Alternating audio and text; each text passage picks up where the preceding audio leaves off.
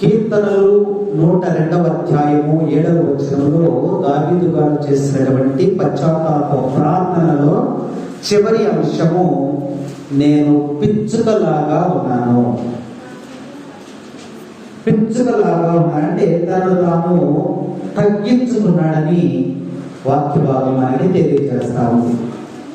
పిచ్చుకంటే చాలా స్వల్పమైనది, అల్పమైనది, విలువ లేనిది. పిచ్చుకు పెద్ద విలువ మనము ఇవ్వము. మత్తయి శుభవార్త 10వ అధ్యాయము 29వ వచనంలో పిచ్చుక గురించి వ్రాయబడి ఉంది.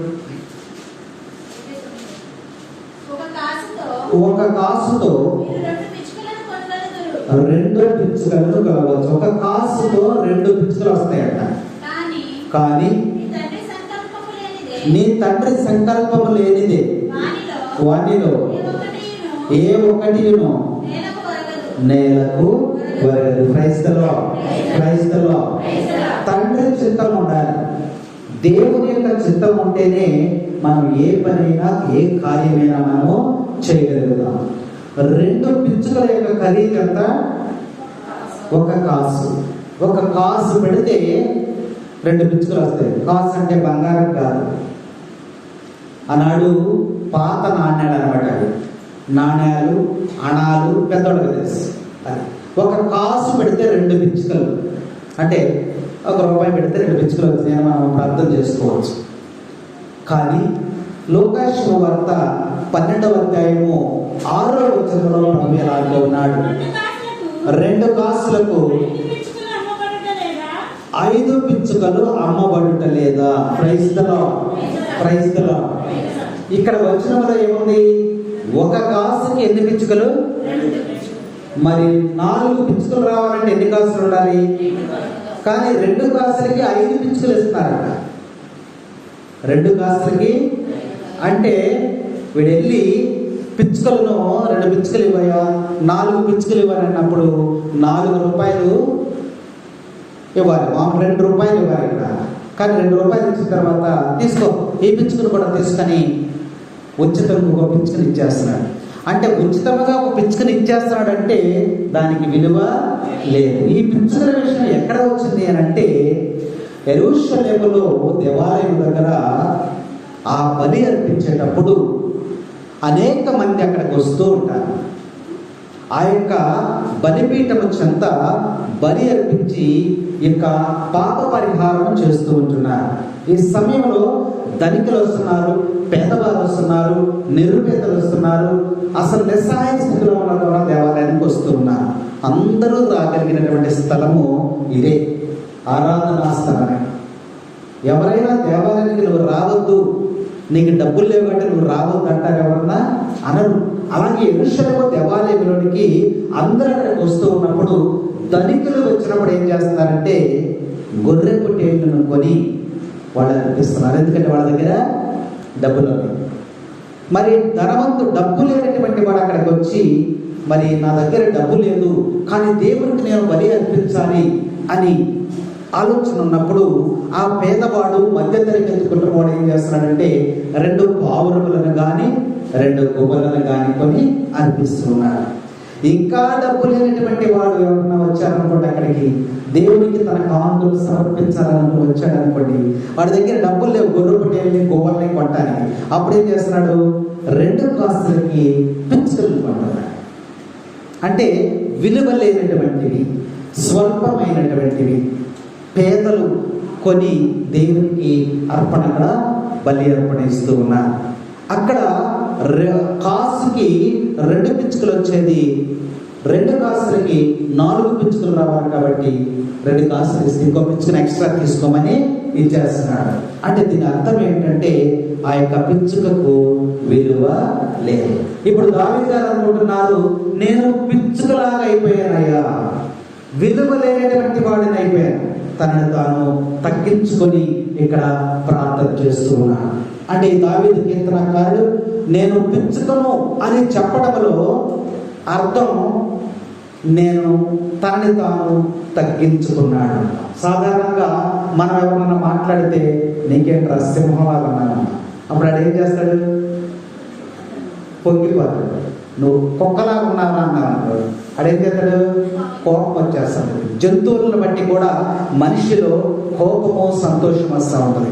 కాబట్టి బలమైనటువంటి గంభీరమైనటువంటి జంతువుతో మనం పోల్చినప్పుడు మనం కూడా సింహం అంతా పౌరుషం వచ్చేస్తుంది అనమాట.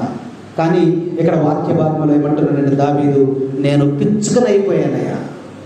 దేవుని ముందు తనలో ఉన్నటువంటి పాపమును బట్టి తనను తాను తగ్గించుకొని దేవుని దగ్గరికి వస్తున్నాడు. Praise the Lord. ఈ ప్రార్థన మనకు నేర్పుతుందంటే నిన్ను నీవు తగ్గించుకో. నీకు ఆస్తి ఉండొచ్చు, అందం ఉండవచ్చు, బలం ఉండవచ్చు, అధికారం ఉండవచ్చు, మాటకారి ఉండవచ్చు, పలుకుబడి ఉండవచ్చు, అంగబలం ఉండవచ్చు, నీకు సమస్తం కూడా ఆస్తులు ఉండవచ్చు. కానీ నువ్వేం చేయాలి? నిన్ను నీవు తగ్గించుకొని పిచ్చుకలాగా దేవుని ముందుకు వచ్చినప్పుడు నిన్ను నీవు తగ్గించుకొని జీవించినప్పుడు నీ ప్రార్థన దేవుడు ఆలపిస్తాడు. వాక్యం మనకి హెచ్చరిక చేస్తాం. బైబిల్ గ్రంథాన్ని పరిశీలన చేస్తే కీర్తనలోనే ఏమన్నంటే, నేను పొగలాంటి వాడినయ్యా, నేను ధూళి లాంటి వాడినయ్యా, నేను గడ్డె పువ్వు లాంటి వాడినయ్యా, నేను సాయంకాలపు నీడ లాంటి వాడినయ్యా అని ఎవరికి వాడు తగ్గించుకున్నటువంటి విషయాన్ని మనము గమనిస్తూ ఉన్నాం. కాబట్టి ఈ దావీదు ఎంతగా తగ్గించుకున్నాడంటే అతను ఎంత దయనీయమైనటువంటి స్థితిలో ఉన్నాడో మనం ఒకసారి జ్ఞాపకం చేసుకుందాం. కాబట్టి అతను ఆ పడేటువంటి ఆ యొక్క బాధ, ఆదరించేవారు ఎవరు లేకపోవడం, ఒంటరితనంలో ఉండటం, చివరికి ప్రభు దగ్గరికి అతడు చేరవలసి. మనకి ఎన్నో ఉన్నప్పటికీ కూడా ఏదో ఒక రోజు నువ్వు ప్రభు దగ్గరికి చేరవలసిందే. ఒకవేళ శరీర బలము బట్టి, నాలుగు బలము బట్టి నువ్వు వెచ్చరిడిగా మాట్లాడుతూ వెచ్చరిడి జీవితాన్ని జీవిస్తున్నప్పటికీ కూడా ఒక రోజున నువ్వు ప్రభువు దగ్గరికి రావాల్సిందే. ఎందుకంటే నువ్వు ఆ రోజు బలహీనుడైపోతావు. దావీదు మహారాజు, ఎంత సైన్యం ఉంది, రాజ్య అధికారం ఉంది, సింహాసనం ఉంది, అలాంటి వాడే బలహీనుడైపోయాడు. బలహీనుడైపోయి ప్రభు చెంతకు వచ్చాడు. మనమెంత ఏదో ఒక రోజు నువ్వు ప్రభు దగ్గరికి వచ్చి పశ్చాత్తాపం, నీకు అనారోగ్యం వచ్చినప్పుడు దేవుడు ఒక్క మాట సెలవిస్తే నీ ప్రాణమే పోతుంది, బలహీనుడైపోతావు. అప్పుడు నువ్వు ప్రభు దగ్గరికి రావాల్సిన పరిస్థితి ఏర్పడుతుంది. అందుకనే నీకు బలం ఉండగానే, నీకు శక్తి ఉండగానే, నీకు ఆరోగ్యం ఉండగానే నువ్వు ప్రభుని స్తుతించి గణపరిచి మహిమపరచమని దావీదు యొక్క ప్రార్థన మనకి ఈరోజు జ్ఞాపకం చేస్తూ ఉంది. అయితే ఈ యొక్క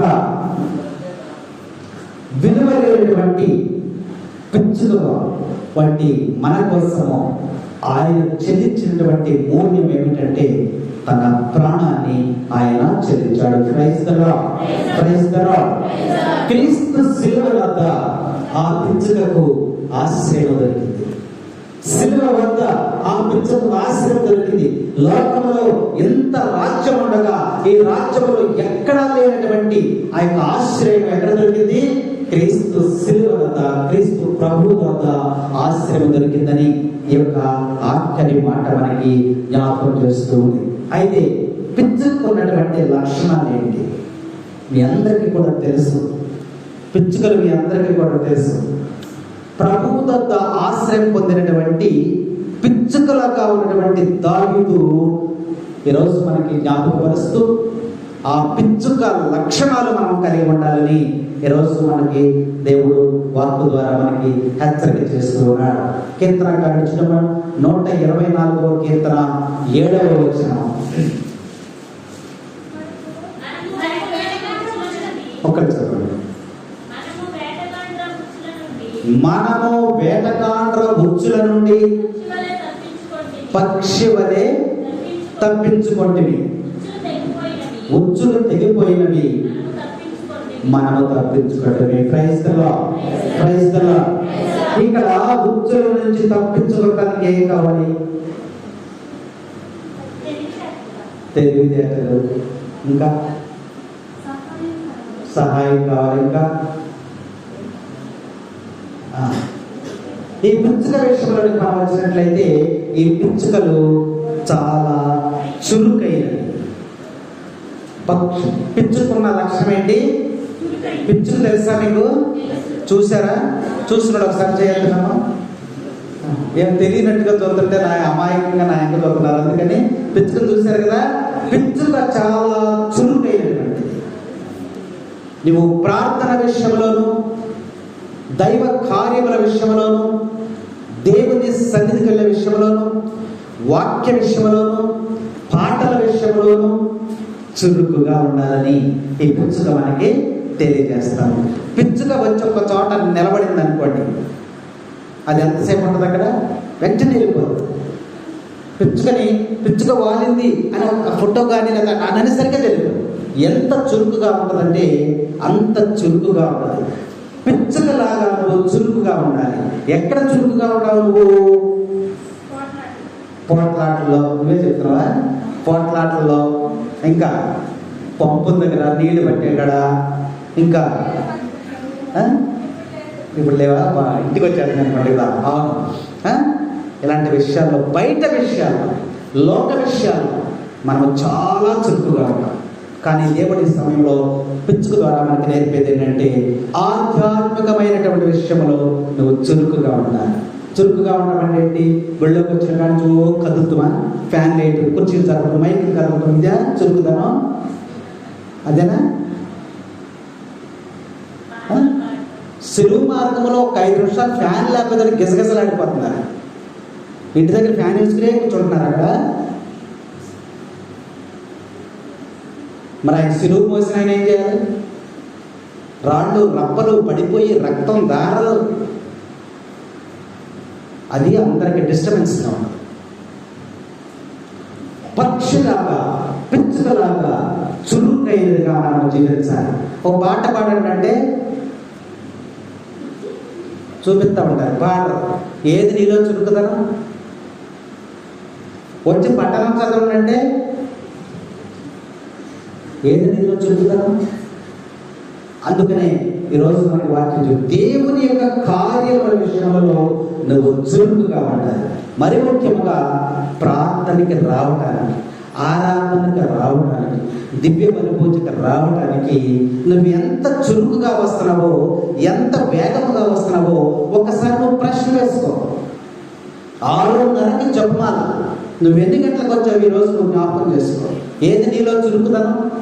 నేను బాగానే నడుస్తున్నాను, నేను బాగానే తింటున్నాను, బాగానే మాట్లాడుతున్నాను, ఇది కాదు చురుకుదనం.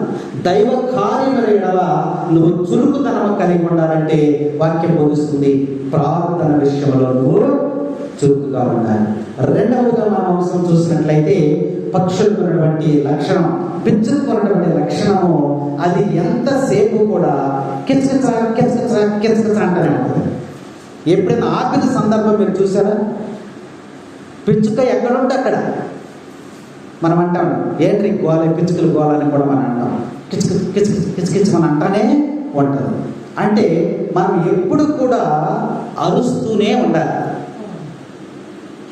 అరుపులు అంటే ఈ లోకమైన అరుపులు కాదు. ఎప్పుడు దేవుని గురించి మాట్లాడాలి, దేవుణ్ణి స్తుతించాలి, దేవుణ్ణి ఆరాధించాలి. అందుకనే మనము ఈ మధ్య కొత్త పాట కూడా పాడుతుంది ఇలా, అక్షరం. ఆరాధన చేతుము అన్ని వేళలా, ఆత్మతో సత్యముతో ఆరాధింతును. ఆరాధన చేతుము అన్ని వేళలా, ఆత్మతో సత్యముతో ఆరాధింతును. నా ప్రాణ ప్రియుడు యేసయ్యకు, నన్ను కన్న తండ్రి నా యేసుకు. నా ప్రాణ ప్రియుడు యేసయ్యకు, నన్ను కన్న తండ్రి నా యేసుకు. స్తుతి స్తుతి స్తుతి స్తుతి ఆరాధన, హల్లెలూయా హల్లెలూయా ఆరాధన. స్తుతి స్తుతి స్తుతి స్తుతి ఆరాధన, హల్లెలూయా హల్లెలూయా ఆరాధన. స్తుతి ఆరాధన ఎప్పుడు కూడా నీ నోటిలో పిచ్చుక ఏ విధంగా కిచకిచా కిచకిచా అంటూ ఉండదో అలాగే నువ్వు కూడా ఏం చేయాలట, దేవుడిని స్తుతించే వారిగా ఉండాలి. అది రోజు పిచ్చుక మనకి నేర్పుతా ఉంది. మూడవ లక్షణం ఏమిటంటే పిచ్చుకలో అది బలహీనమైనటువంటిది. మూడవ లక్షణం ఏంటది, మనం అంటా ఉంటాం కూడా, ఒక చిన్న పిల్లల్ని ఎవరన్నా కొడుతున్నా, పెద్దోడు వచ్చి కొడుతున్నాడు అనుకోండి, మనం ఏమంటాం, పిచ్చుక మీద బ్రహ్మాస్త్రం ఏంటరా, ఆడెంత చిన్న పిల్లవాడు ఆడి నువ్వు కొడతామేంటరా, పిచ్చుక మీద బ్రహ్మాస్త్రం అంటారు. అంటే పిచ్చుక బలహీనమైనటువంటిది, స్వల్పమైనటువంటిది. కాబట్టి పిచ్చుకల గురించి దేవుడు మాట్లాడుతున్నాడు. విలువైనటువంటి దానిని దేవుడు ఎన్నిక చేసుకున్నాడు. Praise the lord, praise the lord, praise the Lord. కాబట్టి దేవుడు నిన్ను ఎన్నిక చేసుకున్నాడు.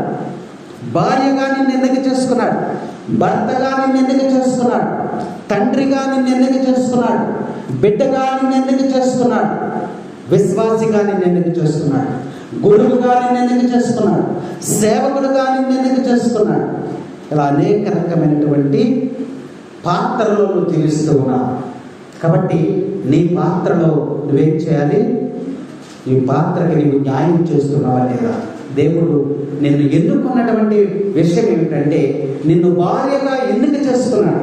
బలహీనమైనటువంటి నిన్ను భార్యగా ఈ పాత్రలో నిన్ను ఎన్నిక చేశాడు. ఆ పాత్రను నువ్వు పోషించాలి.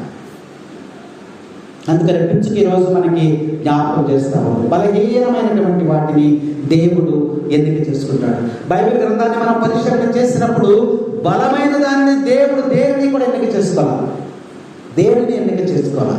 సంసోను మరి 1000 మందిని చంపేస్తానికి ఏమి ఎన్నిక చేసుకున్నాడు, గాడిద దవడ ఎముక. కానీ కత్తో మరి బాకో బరిసో ఇంకా చాలా మంది చంపడానికి ఏమి చేయాల, ఏమనుకున్నాడు, గాడిద దవడ ఎముకని ఎన్నిక చేసుకున్నాడు. యేసు ప్రభు ద్రాక్షారసంగా మార్చడానికి దేన్ని ఎన్నుకున్నాడు, నీటిని ఎన్నుకున్నాడు. అంతే కదా, నీరిపోయింది ద్రాక్షారసం అన్నాడు. కాబట్టి అల్పమైనటువంటి వాటిని దేవుడు ఎన్నిక చేసుకున్నాడు. ఎందుకు ఎన్నిక చేసుకున్నాడు? మొదటి కొరింథీయులు చూడండి, మొదటి కొరింథీయులు 1వ అధ్యాయము 26వ వచనం. మనం ఏమనుకుంటామంటే, నేను చాలా తెలివిగలవాడిని. సోదరులారా, దేవుడు మిమ్మల్ని పిలిచినాడు, మీరు ఎట్లుంటిరో జ్ఞాపకం చేసుకొనుడు. మానవ దృష్టితో చూచినచో వివేకవంతులను శక్తివంతులను సాంఘికముగా ఉన్నత జీవము కలిగిన వారుగా కొలత మంది మాత్రమే. వివేకవంతులు సిగ్గుపడినట్లుగాను లోకము చే అవివేకులుగా బాధింపబడిన వారిని దేవుడు ఎన్నుకొనెను. Praise the lord, praise the lord, praise the lord.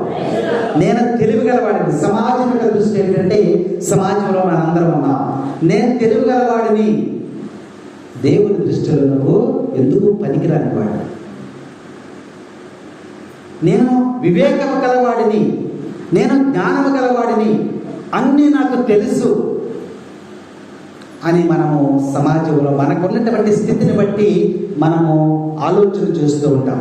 కానీ దేవుడు ఏమంటున్నాడంటే, వివేకవంతులు సిగ్గుపడినట్లు, జ్ఞానము కలిగిన వారు అవి సిగ్గుపడినట్లుగా అవివేకులను దేవుడు ఎన్నుకుంటాడన్న. అంటే ఎన్నిక చేసుకునే వెంటనే అల్పమైనటువంటి వాటిని, స్వల్పమైనటువంటి వాటిని, ఈ లోకము ఇది పనికిరాదు అనుకున్న వాటిని దేవుడు ఎన్నిక చేసుకొని దాని చేత అద్భుతాలు చేస్తున్నాడు. అప్పుడు తెలివి గలవాడు అనుకున్నవాడు సిగ్గుపడుతున్నాడు.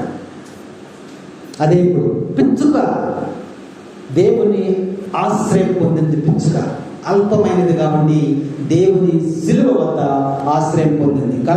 అలాంటి తగ్గింపు జీవితం నువ్వు జీవించినప్పుడు ప్రభు దగ్గర నీకు ఆశ్రయం ఉంటుందని ఈ పిచ్చుక మనకి తెలియజేస్తా ఉంది. ఇంకొకటి, పిచ్చుకున్నటువంటి లక్షణం ఏమిటి అంటే, రాత్రిపూట అది మౌనముగా ఉంటుంది. పిచ్చుక ఎప్పుడు అరుస్తుంది? పగలంతా అరుస్తూ ఉంటుంది. చీకటి పడగానే అదేం చేస్తామా? మౌనం అయిపోతుంది. మౌనంగా అయిపోతుంది. అంటే పగలంతా ఆ పిచ్చుకలు మౌనముగా ఉంటే, అరుస్తూ ఉంటే, రాత్రి పూట మౌనముగా ఉంటాయి. రాత్రి ఏమరుస్తాయి? కప్పలు, నక్కలు, గొడ్ల గోగులు, గబ్బిలాలు, ఇవన్నీ సైతానే. ఇవన్నీ కూడా సైతానే. తర్వాత కొన్ని పురుగులు ఉంటాయి. మనం అందరూ పడుకున్న తర్వాత మనకి వినపడతా ఉంటాయి, పొలాల్లోంచి వాటిల్లోంచి పోతాం. రాత్రిపూట అరిసేవి అవి, పగలు అరిసేవేవి పిచ్చుకలు. పిచ్చుకలు పగల చీకటి పడగానే, అంటే చీకటి అంటే వాటికి ఇష్టము ఉండదు. చీకటిలో చక్కగా ఒక చోట ఒంటి వాక్యం మనకు చక్కగా తెలియజేస్తాము. కాబట్టి మెలకువగా ఉన్నంతసేపు కూడా దేవుడిని స్తుతించాలి. Praise the lord, praise the lord అని పిచ్చుకలు మనకు తెలియజేస్తాయి. పగలంతా కూడా అవి కిచకిచమంటూ అరుస్తున్నాయి. అలాగే దేవుని స్తుతించాలి. పాటలతో స్తుతిస్తావా, వాక్యంతో స్తుతిస్తావా, లేదా నువ్వు నడుస్తూ ఉన్నప్పుడు, మరి 10 మందితో మాట్లాడుతున్నప్పుడు దేవుని యొక్క మాటలు వారికి తెలియజేస్తావా? మనం పొద్దుటే పనికి వెళ్తున్నాం. ఏం పని అది? 9 వచ్చేస్తున్నాం. ఉపాధి హామీ పనికి మనం వెళ్తున్నాం. ఉపాధి హామీలో ఒంగోలుగానే ఏం మాట్లాడుతున్నాం? ఆడంటంట, ఈడంటంట, ఇయ్యగా ముని వేసుకుంటా వెళ్ళిపోతామంటాం. అందుకని పిచ్చుకలు మనకు తెలియజేస్తున్నాయి. పగటి వేళ నీ ప్రయాణంలో, నీ పనులలో, పగటి వేళ అంతా కూడా దేవుడిని స్తుతించాలని ఈ పిచ్చుకలు మనకి తెలియజేస్తాయి. రాత్రి అయ్యేసరికి ఎలా ఉన్నట్ల మౌనముగా ఉంటాయంట పిచ్చుకలు. అలాగే వెలుగులేని జీవితం అంటే పిచ్చుకకు ఇష్టం. అందుకని చీకటి పడగానే వెళ్ళిపోతుంది. చీకటి పడగానే వెళ్ళిపోతుంది. మనం కూడా అంతే, చీకటికి దూరంగా ఉండాలి, వెలుగులో జీవించాలని వాక్యం మనకి హెచ్చరిక చేస్తా ఉంది. చీకటిలో అవి తిరుగుతాయా? తిరగవు. మనం ఎప్పుడు తిరుగుతాం? చీకటిలోనే తిరుగుతాం మనం. అంటే ఇక్కడ చీకటి యొక్క అర్థం ఏంటంటే అన్యాయం, అక్రమం, స్వార్థం, అసూయ, కుళ్ళు, కుట్ర, హత్యలు, పాపము, ఇవన్నీ కూడా. కాబట్టి పిచ్చుక ఏమి నేర్పుతుందంటే అవి వెలుగులో మాత్రమే జీవిస్తాయి. వెలుగు అంటే అర్థం ఏంటి? ఈ లోకమునకు వెలుగులో నేనే యేసయ్య. వాక్యంలో నడవాలి, వాక్యంలో ధ్యానించాలని పిచ్చుక మనకి నేర్పుతా ఉంది. ఇంకోటి, పిచ్చుకలు చక్కగా గూళ్ళు కట్టుకుంటాయి. పిచ్చుకున్న లక్ష్యం ఏంటి? గూళ్ళు కట్టు. ఎందుకు గూడు కట్టుకుంటుంది? ఎండ తగలకుండా, వాన తడవకుండా కట్టుకుంది. కొన్ని రకాల పక్షులు ఉన్నాయి, కొన్ని రకాల జంతువులు ఉన్నాయి. ఆ ఇల్లు కట్టుకో. ఏం చేస్తాయి? వేరే వాడు ఇల్లు కట్టుకుంటే అందులోకి వెళ్ళిపోయి ఉంటాయి. వడ్రంగి పెట్టదు. వడ్రంగి పెట్ట, వడ్రంగి పెట్టదు కదా, అదేం చేస్తుంది? చెట్టుని పొడిసి డొల్ల చేస్తుంది.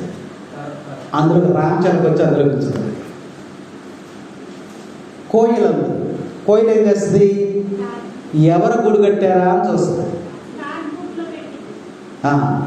ఎవరి గూడు అది కట్టుకోవచ్చుగా, దానికి అంత ఒళ్ళు బంధమైంది.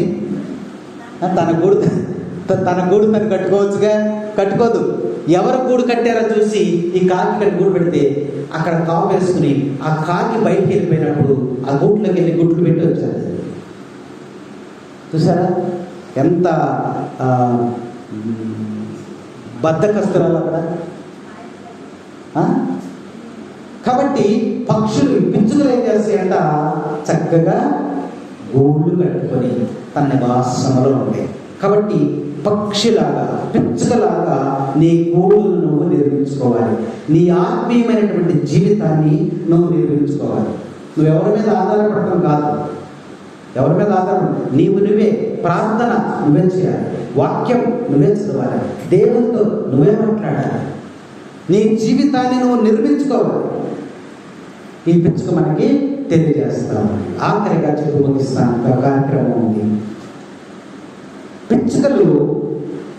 పిచ్చుకలకి, గద్దలకి, కాకులకి తేడా ఏంటి? ఎగిరేటప్పుడు చెప్పండి.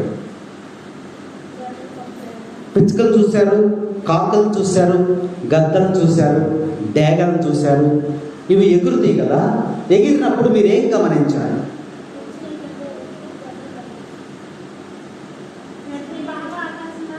ఆకాశం దాకా ఎగురుతాయి. ఒకటి చచ్చిపోతే అన్నీ వస్తాయి. మనం చచ్చిపోయిన అందరూ వస్తారుగా. ఎవరు వచ్చినోడు వస్తాడు, రానోడు రాడు. ఇంకా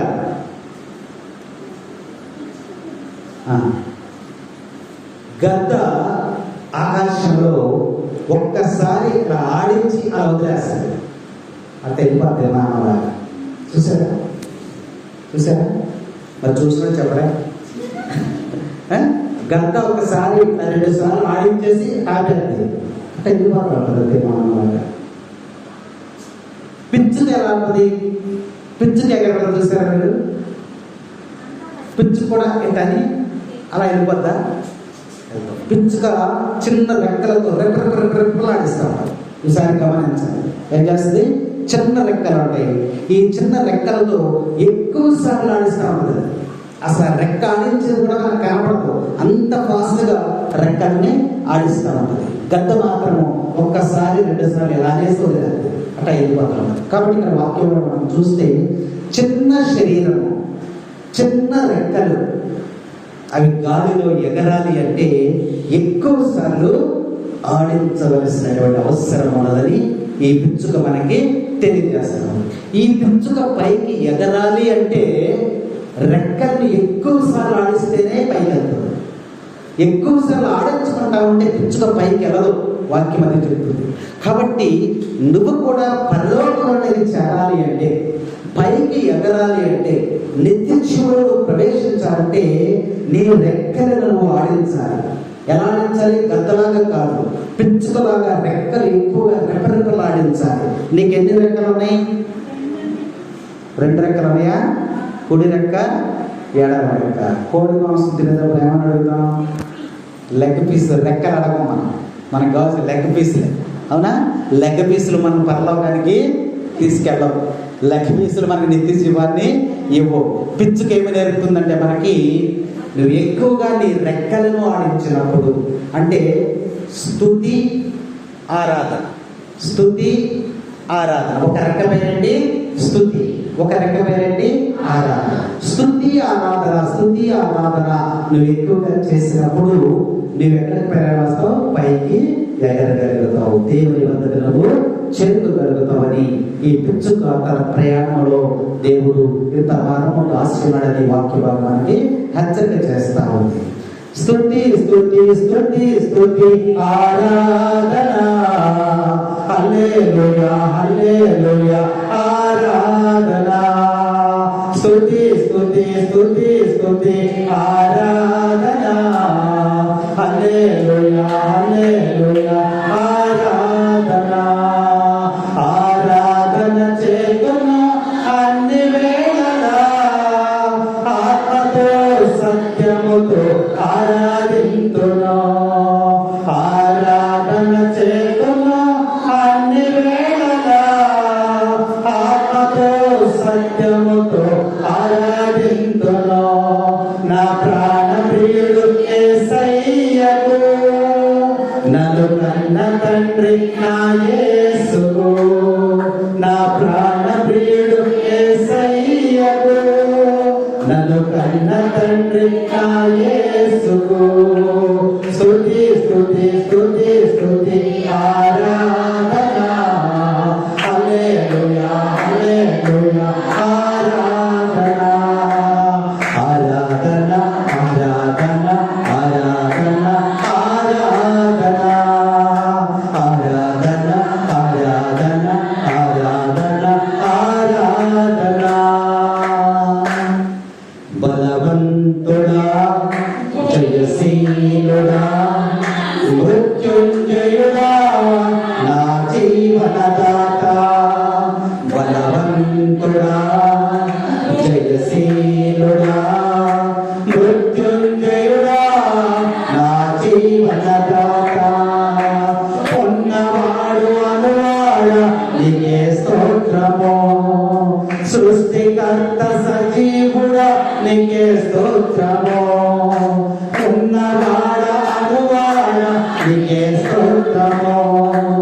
సృష్టికర్త సజీవుడా నీకే స్తోత్రము. స్తుతి చేయుట నాకెంతో శోభస్కరము. శృతి చేయుట నాకెంతో శోభస్కరము. స్తుతి స్తుతి స్తుతి స్తుతి ఆరాధన. హల్లెలూయా హల్లెలూయా ఆరాధన. స్తుతి స్తుతి స్తుతి స్తుతి ఆరాధన. హల్లెలూయా హల్లెలూయా ఆరాధన. Praise the lord praise the Lord. తండ్రి వందనం, తండ్రి స్తోత్రం, యేసువా వందనం, యేసువా స్తోత్రం.